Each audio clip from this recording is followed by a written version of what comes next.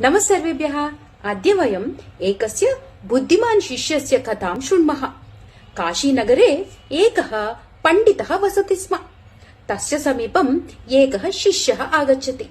सः वदति, आचार्य, अहम् अत्र शिक्षणार्थम् आगतवान् इति। तदा पण्डितः वदति, अस्तु, अहम् एकं प्रश्नं पृच्छामि। तस्य उत्तरं यदि भवान् वदति तर्हि भवान् अत्रैव भवतु इति। तदा आचार्यः पृच्छति, अस्तु वत्स, वदतु, देवः कुत्र अस्ति इति। तदा झटिति अनुक्षणं शिष्यः वदति, आचार्य, देवः कुत्र नास्ति, भवान् एव एतस्य समाधानं वदतु इति सः शिष्यः वदति।